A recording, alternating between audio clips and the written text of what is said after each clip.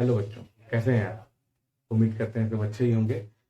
This is Chandan Jha and welcome to my channel Ganit Sikho. तो AP के next session को आगे बढ़ाने से पहले गुड मॉर्निंग, सलाम, नमस्कार, गुड इवनिंग, गुड नाइट।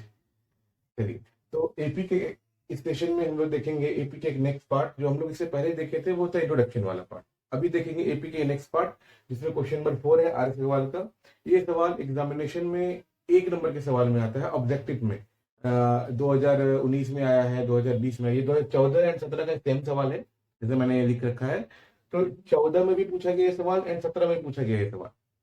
तो उस हिसाब से ये इंपॉर्टेंट क्वेश्चन लगता है। 1 नंबर की सवाल है, छोड़ना नहीं चाहिए। आसान सा सवाल है, हम लोग देखेंगे तो तुरंत बन भी जाएगा। बेसिक तो कॉन्सेप्ट है इसमें, तो जरा देखेंगे। देखने से पहले आपको बता दें कि एपी का एक ऐसा पार्ट है जिसमें बताया गया है कि आपको पी के वैल्यू निकालना है, लेकिन पी के वैल्यू निकालने से पहले आपको ये जानना पड़ेगा कि एपी होता क्या है। एपी के डिटेल पार्ट को जानने के लिए मेरे पुराने वाले वीडियो में जाकर देखें। अभी हम लोग देखेंगे एपी को एक ऐसा पार्ट। तो इसे छोटा मोटा एक आपको एक इंट्रोडक्शन दे दें कि एपी में सिंपल सा मतलब है एपी का कि कॉमन डिफरेंस सेम होता है। एपी तभी होगा जब कॉमन डिफरेंस सेम होगा। तो इसका मतलब ये क्वेश्चन दे दिया है एपी में है, क्वेश्चन लिखा है आर इन एपी, इसका मतलब ये एपी में है। और अगर एपी में है तो कॉमन डिफरेंस सेम होगा। तो कॉमन डिफरेंस सेम होगा तो इसका हम लोग यूज करेंगे। यूज करने से पहले स्टेटमेंट के बारे में जानेंगे। स्टेटमेंट बहुत इंपॉर्टेंट है, स्टेटमेंट के बिना क्वेश्चन थोड़ा अधूरा हो जाता है। तो लिखेंगे वी हैव। कोई भी क्वेश्चन हो, शुरुआत करेंगे हम लोग कहां से? We have say. We have. अब देखिए 3 टर्म देके रखा है आपको, 2p-1, 3p+1 और 11, तीनों एपी में है। तो हम लोग उसका नाम लिखेंगे, टर्म का नाम देंगे इसको। तो वी हैव t1, नीचे से लिखते हैं वी हैव के बाद t1, टर्म 1। टर्म 1 का मतलब पहला टर्म, टर्म 1 का तो पहला टर्म, ठीक है। तो क्या दिया है 2p-1, तो हमने लिख दिया 2p-1। ये आपको दिख रहा होगा टर्म 1 है, पहला टर्म दिया है क्वेश्चन में। ये सेकेंड टर्म होगा, ये थर्ड टर्म होगा। तो सेकेंड टर्म लिख दिया हमने टी सेकेंड। टी सेकेंड का वैल्यू हो गया 3p+1, ठीक है। और थर्ड टर्म जो है आपको दिया है 11, t3, ये 11 होगा। यहां तक उम्मीद है सबको समझ में आ गई। जो क्वेश्चन था हमने बस उसी को लिख दिया है। अब क्वेश्चन कहता है ये एपी में है, और अगर एपी में है तो कॉमन डिफरेंस क्या होगा? कॉमन डिफरेंस क्या होना है इसका? सेम होना है। तो सेम करने के लिए इसका कॉमन डिफरेंस निकालते हैं। कॉमन डिफरेंस निकालने के लिए हम लोग को बाद वाले टर्म में से पहले वाले टर्म को क्या करना होता है? घटाना होता है। तो लिखेंगे since they are in AP, AP में है, therefore t2 minus t1, t2 में से t1 घटाएंगे, बाद वाले टर्म में से पहले वाले टर्म को घटाएंगे, ठीक है। यहाँ तक बराबर होगा किसके? t3 minus t2। अब ऐसा क्यों हुआ, जरा एग्जांपल से समझते हैं। मान लीजिए कोई एपी में है, तो 3 है, 5 है, 7 है, 9 है, ऐसे करके है, एक टर्म एपी दिया हुआ है। और अगर एपी में है ऐसा, इसका मतलब हो गया बाद वाले में से पहले वाले का टर्म को घटाएंगे। 5 में 3 जाएगा तो 2 हो गया, ठीक है। 5 में 3 घटेगा तो कितना आएगा? 2। सेम है 7 में से 5 घटाइए आप, 7 में 5 घटेगा तो 2 आएगा। सेम 9 में 5 7 घटाइएगा, 9 में 7 घटाएंगे तो 2 आएगा। आपको दिख रहा होगा सब जगह कॉमन डिफरेंस। अगर कॉमन डिफरेंस सेम है तो ये एपी में है। कॉमन डिफरेंस सेम है इसका मतलब क्या है? ये एपी में है। एपी में है तो इसका कॉमन डिफरेंस सेम होगा, बस इतना जानना है हमको। कॉमन डिफरेंस सेम करने के लिए हमने लिख दिया t2 माइनस t1 बराबर t3 माइनस t2। चलिए, यहां तक कोई दिक्कत नहीं है। थोड़ा इसको मिटा लेते हैं। अब t2 कितना आपको दिया हुआ है? t2 दिया है 3p+1, 3p+1 में से क्या घटना है? t1, t1 कितना है आपका? 2p-1, ये हमने घटा दिया। t2 कौन था? 3p+1। t1 कौन है? 2p-1, इसको हमने घटा दिया। अब t3 आइए, t3 कितना है? 11 है, हमने 11 लिख दिया, माइनस t2 कितना है? tp+1, tp+1। यहां तक आपको दिख रहा होगा कितनी आसानी से मैंने सेट कर दिया। बहुत ही आसान सा सवाल है, और वो 1 नंबर आपका, ठीक है। 3p+1, यहाँ प्लस है, ये माइनस है, अंदर में बैठा है बेचारा, गर्मी का दिन है, बड़ा परेशानी होता होगा इसको। ये चाहता है बाहर है, बाहर आने के लिए इसको सामने वाले साइन से मल्टीप्लाई करना पड़ेगा। यहाँ है प्लस, यहाँ है minus, plus minus minus, 2p minus minus plus 1 बराबर 11 plus minus minus 3p plus minus minus 1, ठीक है। यहाँ तक चलिए इम्प्लाइड का सिंबल देते हैं 3p माइनस 2p, जो कि दोनों सेम फैमिली से बिलोंग कर रहे हैं, p वाली फैमिली से। तो 3p माइनस 2p कितना हो जाएगा, p plus 1 and plus 1 plus 2 बराबर, इधर आइए 11 माइनस 1 10 माइनस 3p। अब जरा देखेंगे ये माइनस p है, इधर आएगा तो क्या हो जाएगा, क्योंकि ये p वाली फैमिली से बिलोंग कर रहा है, ये इधर आना है, तो p ऑलरेडी इधर था, ये पहले वाला p, ये इधर आएगा, ये माइनस में इधर आएगा तो प्लस में 3p बराबर 10, ऑलरेडी इधर था, 2 प्लस 2 इधर है, उधर जाएगा तो माइनस हो जाएगा, मैंने माइनस 2 कर दिया, p प्लस 3p कितना हो जाएगा 4p, हमने लिख दिया 4p इंप्लाइड का साइन देकर। अब उधर है 10 माइनस 2 कितना हो जाएगा 8, तो p बराबर कितना हो जाएगा, 4 एंड p के बीच में कौन सा सिंबल है, तो मल्टीप्लाई है, एक नंबर और एक वेरिएबल, वेरिएबल होता है a से लेके z तक को कहते हैं हम लोग वेरिएबल। वेरिएबल क्यों पड़ा इसका नाम, क्योंकि वेरिएबल बना है वैरी और एबल से, वैरी का मतलब होता है बदलने वाला, जो बदलने वाला है, जो बदलता रहता है, और एबल मतलब योग्य, जो बदलने योग्य है, जो बदलने योग्य है तो कहते हैं वेरिएबल। ठीक है, तो ए से लेके जेड तक जितना भी अल्फाबेट्स है, जितना भी अल्फाबेट्स है वो कहलाते हैं वेरिएबल।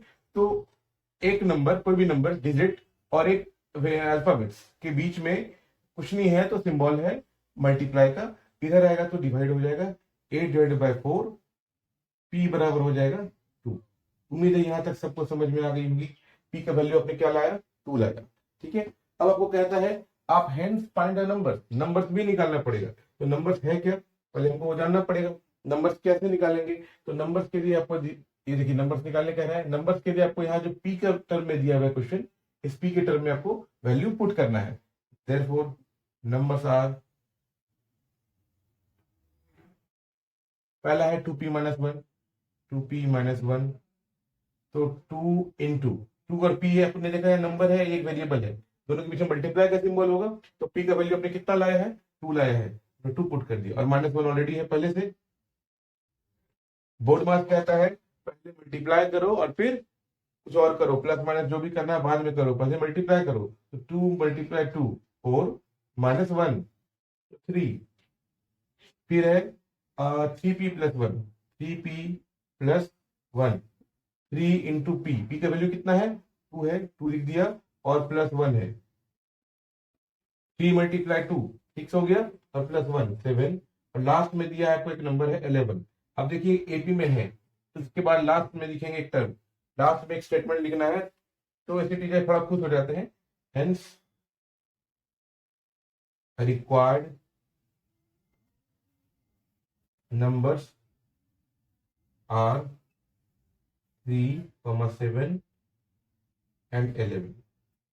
यहां तक उम्मीद है सबको समझ में आ गई होगी। तो देखा आपने कितनी आसानी से मैंने इस सवाल को सेट कर लिया, बस फॉर्मूला जानना है, T2 माइनस T1 और T3 माइनस T2 करके एपी निकाल लेंगे। एपी का एक फॉर्मेट है, कॉमन डिफरेंस सेम होता है, हमने वो निकाल दिया, तो उसके बाद हमने पी का वैल्यू निकाला है, फिर नंबर वैल्यू पुट कर दिया। यहाँ तक सबको समझ में आ गई होगी, उम्मीद करता हूँ। जिनको समझ ना आ रहा हो वो कमेंट बॉक्स में जाकर मुझे कमेंट करें कि क्या दिक्कत हो रही है, मैं उनकी कमेंट, उनकी परेशानी को सॉल्व करने की जरूर कोशिश करूंगा। ठीक है, यहाँ तक कोई दिक्कत नहीं, मैं इसको मिटाना चाहता हूँ, आप देख लीजिए, इसको मिटाएंगे तो आपको दिक्कत नहीं होगी आगे सवाल जाने में। चलिए, तो क्वेश्चन नंबर 4 था ये आर सवाल का, एक्सरसाइज 5A दिख रहा है। ठीक है, चलिए नेक्स्ट क्वेश्चन पे आते हैं हम लोग।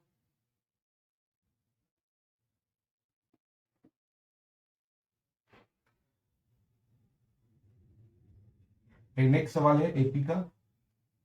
एपी में बस इतना सा मतलब जानना है हम लोगों को, इसे कॉमन डिफरेंस सेम हो, इसके अलावा हम लोगों को बस एक चीज और जानना है, एनएफ टर्म क्या होता है, एनएफ टर्म भी जान लेंगे। अच्छा, एनएफ टर्म मैंने इंट्रोडक्शन में बताया है, एनएफ टर्म का मतलब क्या होता है, एक ऐसा टर्म जो किसी वैलिड नंबर को डिनोट करवाता है, जैसे 16 टर्म, मान लो एपी दिया हुआ है 3, फिर 5, फिर 7, फिर 9, 11, ऐसे करते हुए जा रहा है, तो 16वें नंबर पे जो टर्म होगा उसका वैल्यू कितना होगा आपसे ये पूछता है। ठीक है, तो वो जानने के लिए हमको एक फॉर्मूला जानना पड़ेगा, इसका डेरिवेशन मैंने अपने पिछले पहले वाले वीडियो में डाला है कि कैसे डेराइव हुआ एनएफ टर्म, कैसे आता है फॉर्मूला, क्या है फॉर्मूला, वो जानेंगे। तो एनएफ टर्म का फॉर्मूला जानने से पहले एक सवाल देखना पड़ेगा, सवाल देखते हैं हम लोग। इफ द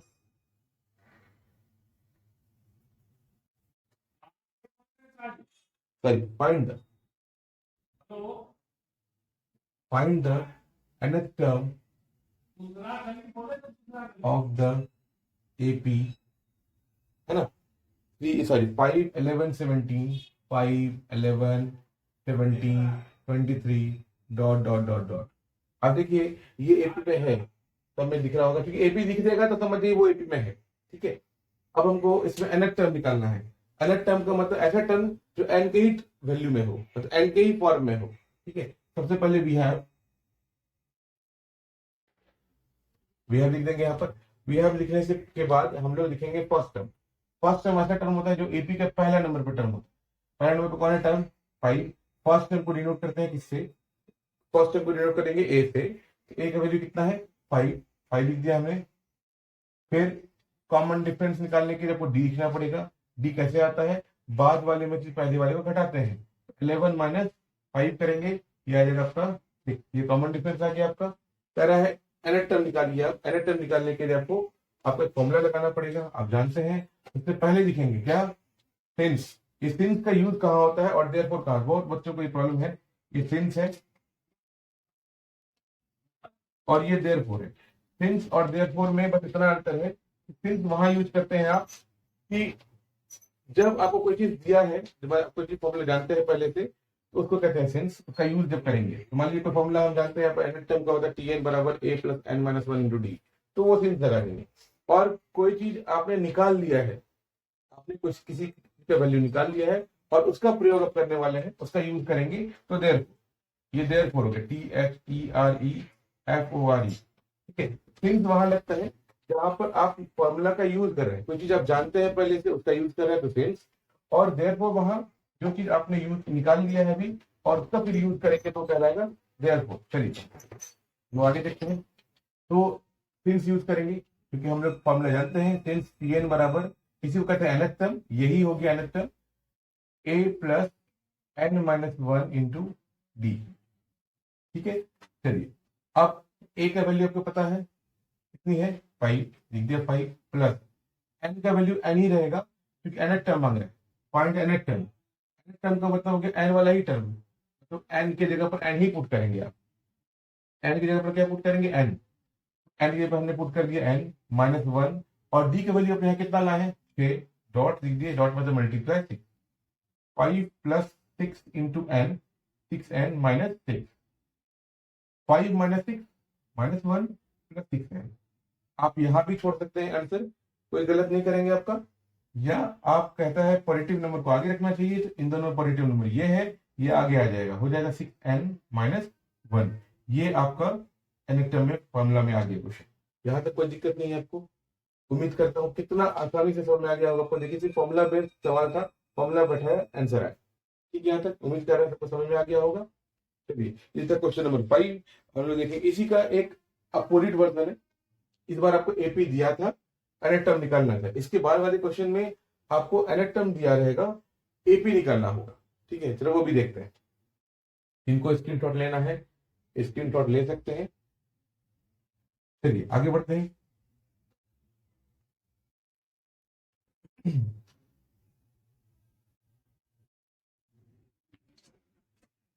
यहां तक क्लियर है आपको? इसमें कोई परेशानी नहीं। ये क्वेश्चन नंबर 5 था, हम लोग क्वेश्चन नंबर 6 देखेंगे। 6 अभी आपको क्वेश्चन में क्या दिया था? nth टर्म का वैल्यू निकालना था, एपी दिया था। अब हम लोग निकालेंगे, एपी ही दिया निकालना है, nth टर्म दिया रहेगा। अच्छा एक बात और, सीबीएसई बोर्ड में जो भी लोग एग्जाम देंगे या देने वाले हैं, बस इस बात का ध्यान रखेंगे कि स्टेटमेंट बहुत परफेक्ट होना चाहिए। आप डेली लिखिए, स्टेटमेंट गलत होगा कोई इशू नहीं है, लेकिन लिखने की जरूर आदत डालिए। लिखने से क्या होगा कि आपको पता चलेगा स्टेटमेंट कैसे लिखाता है। चलिए, if the nth term of the AP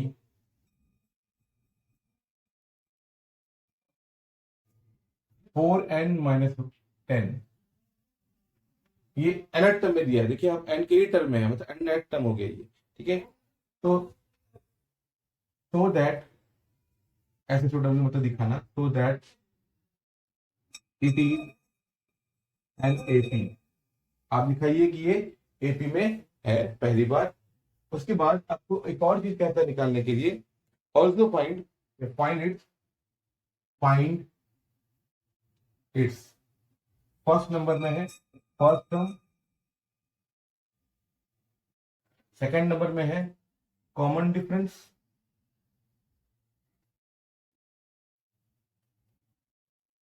third number में है 16th टर्म।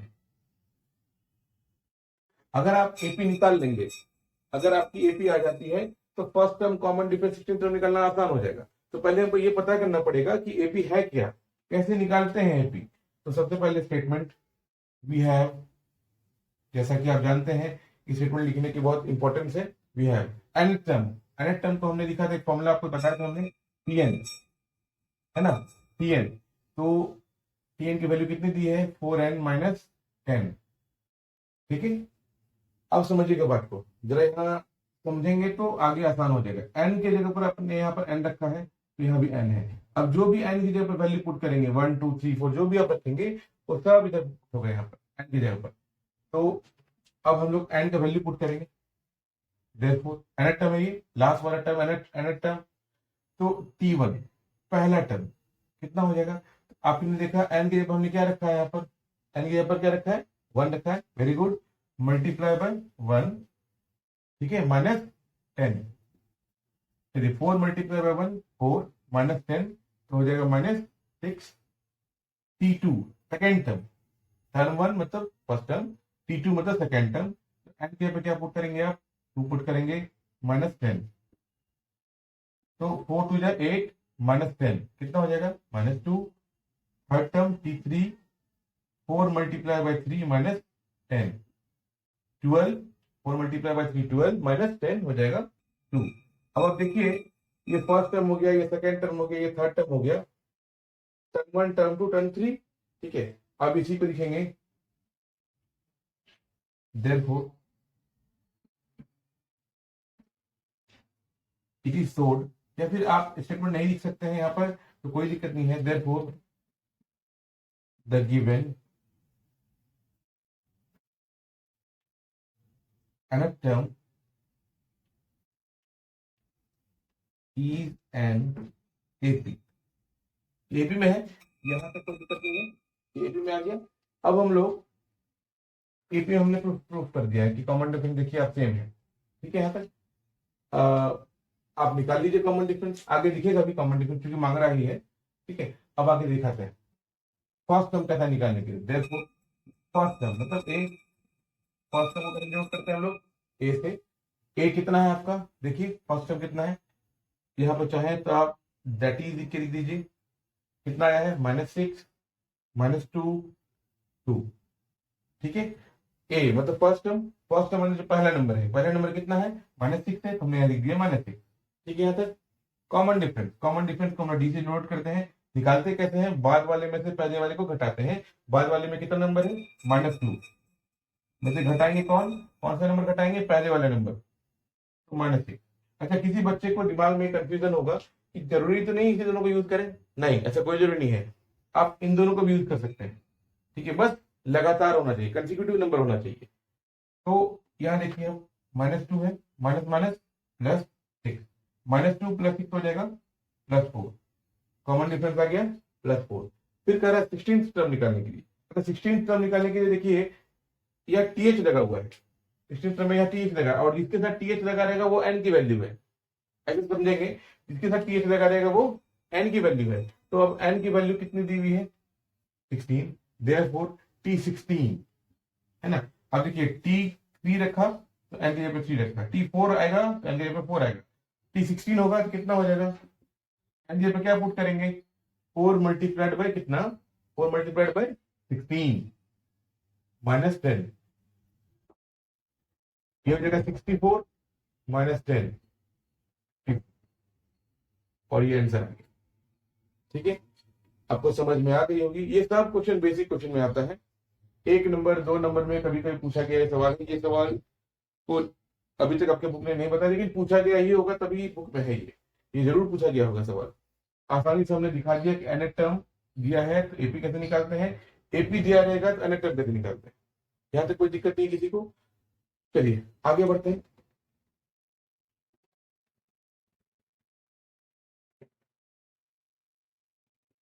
ये थी क्वेश्चन नंबर 6 आर का सवाल, एक्सरसाइज 5A, क्वेश्चन नंबर 6। इसके बाद आप लोग एक क्वेश्चन देखेंगे, क्वेश्चन नंबर 7, जो सीबीएसई का एक पेटेंट सवाल है। आना ही आना है, वो आता ही है, हर बार आता है और 2 नंबर में आता है। तो ये पेटेंट सवाल है क्या, जरा वो जानते हैं। उससे पहले आगे बढ़ने से पहले आपको बता दें, अगर कोई क्वेश्चन में लिख दे हाउ मेनी टर्म्स या विच टर्म, लिख दे क्वेश्चन में अगर हाउ मेनी टर्म्स या विच टर्म, तो आप समझ लीजिए क्वेश्चन में लिख दे हाउ मैनी टर्म्स या विच टर्म, तो समझ जाइए कि आपको n की वैल्यू फाइंड आउट करना है, n की वैल्यू निकालनी है। ठीक है, अगर आपको लिख दे हाउ मेनी टर्म्स या विच टर्म, तो आपको n की वैल्यू निकालनी है। ठीक है, तो चलिए क्वेश्चन में लिखता है। ठीक है, क्वेश्चन में लिखता है, क्वेश्चन नंबर देखिए, ये है क्वेश्चन नंबर 7। ये है क्वेश्चन नंबर 7, कहता है how many terms are there in the AP. अच्छा, एपी में लिख दिया, इसका मतलब एपी में ही होगा। ठीक है, are there in the AP, क्या है, 6 है, 10 है, 14 है, 6, 10, 14, 174। अब देखिए हाउ मेनी टर्म्स आपको दिख गया होगा, यहाँ पर हाउ मेनी टर्म्स में क्या मांग रहा होगा, एन मांग रहा होगा, और एपी दिया हुआ है। तो पहले लिखेंगे the given AP, AP we have the AP, वो भी चलेगा, द गिवन एपी ये भी चलेगा। The given AP is 6, 10, 14 dot dot dot dot 174 तक आएगा। अब पहले इसमें ही जानते हैं क्या चीज दिया हुआ है आपको, क्या क्या गिवन है। तो देयरफॉर ए मतलब आप जानते हैं, ए का मतलब क्या होता है, फर्स्ट टर्म होता है, और फर्स्ट टर्म कितना है, जो पहला नंबर दिया हुआ है, पहला नंबर कितना है, 6 है, तो हमने लिख दिया है 6। फर्स्ट टर्म कितना है, 6 है, तो हमने लिख दिया 6। कॉमन डिफरेंस निकालने के लिए मैंने बताया था आपको कि बाद वाले में से पहले वाले टर्म घटता है। डी बराबर बाद वाले नंबर कौन है, 10 है, पहले वाले नंबर कौन है, 6 है, हमने 10 में से 6 घटा दिया, आ गया 4। आप अगर 6 में 10 घटाएंगे हो जाएगा -4, और वो गलत हो जाता है। ठीक है, तो हमेशा याद रखेंगे बाद वाले में से पहले वाले को घटाते हैं। चलिए कॉमन डिफरेंस में डी आगे निकाल लिया आपने। अब समझिए यहाँ बात, एक लास्ट में है 174, 174 इज द लास्ट टर्म, और एपी में इसके कई नाम हैं। ठीक है, कभी ये लास्ट टर्म के फॉर्म में आएगा, कभी ये लास्ट एनेट टर्म के फॉर्म में आएगा। तो जब चैप्टर सम वाला पढ़ेंगे, सम का एक चैप्टर है, लास्ट एक्सरसाइज है, उसमें ये एल कहलाएगा लास्ट टर्म। अभी यहाँ एनेट टर्म पढ़ रहे हैं, क्योंकि हाउ मेनी टर्म्स मांग रहा है, एन मांग रहा है, तो ये टीएन दिया है, एनेट टर्म, लास्ट वाला टर्म एनेट टर्म। ठीक है, इसके बाद आगे टर्म नहीं है, क्वेश्चन ये बताना चाहा है कि इसके बाद ये टर्म नहीं है। यहां से लेकर यहां तक में आपको बताने कह रहा है कि कितना टर्म होगा। ठीक है, यहाँ तक तो ये कितना है, 174। ठीक है, यहाँ तक। अब हमको निकालने कह रहा है हाउ मेनी टर्म, एन की वैल्यू फाइंड आउट करनी कह रही है, हम एन बराबर लिख देते हैं इक्वल टू 1। उसके बाद सिंस आप जानते हैं, क्योंकि सिंस लगा रहे हैं, हमने क्या बताया, जब आपको फॉर्मूला पता है उसका यूज करेंगे तो आप सिंस लगाएंगे, एन टर्म बराबर A plus N minus 1 into D. चलिए ए की वैल्यू कितनी है आपकी, 6 है, प्लस एन की वैल्यू कितनी है, नहीं 1, ये निकालना है, एन माइनस 1, और डी की वैल्यू कितनी है। ठीक है, तक चलिए अब 6 plus 4 into n, 4 into n कितना हो जाएगा, 4n माइनस